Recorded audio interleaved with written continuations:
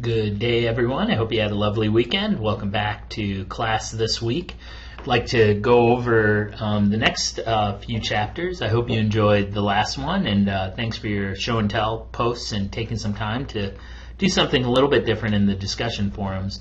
We're going to be starting our last unit. In our last unit, we're going to be looking at a handful of chapters that look at monetary policy.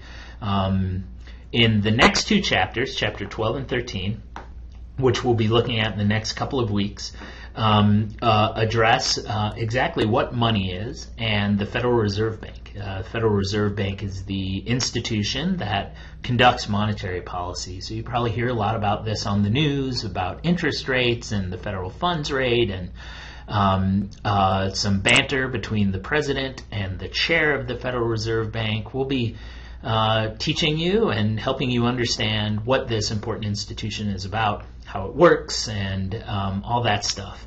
So that's next week for Chapter 13. After that, we'll go to Chapter 15 and look at monetary policy, and then we'll begin to wrap up. We're going to take a look back at the Great Recession and the subprime mortgage crisis as we wrap up the class in the next few weeks. But for now, we're here in Chapter 12.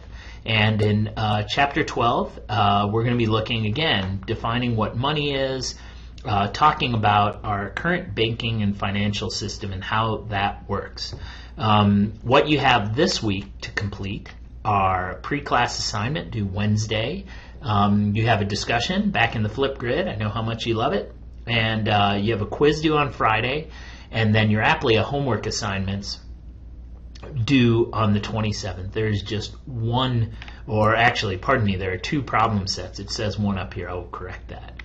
Make sure, I encourage you to read the chapter, and I encourage you to dive into the lesson. I think the lessons are designed to give you some supplemental material to understand and have some support videos. There's a podcast. You'll also find a podcast here at the end about the gold standard that you'll need to listen to. It's about 15 minutes long. I think you'll enjoy it, from Planet Money. And that's going to be the basis for your Flipgrid discussion. Again, your post is due on Thursday, and you're going to post your views of the gold standard. So you'll find out more about that.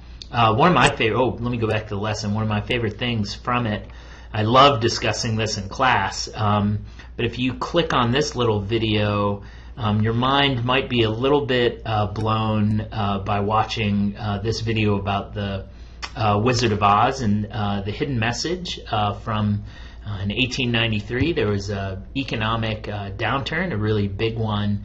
It led to a political movement led by William Jennings Bryan, and in 1898, I think, The Wizard of Oz was written by someone who worked as a journalist and who tried to write a really good kids book. He succeeded, but it has a lot of metaphors for the current economic condition. Hint, it's related to the gold standard. So watch this video. I think you'll enjoy it. I think the rest, y'all, is pretty straightforward.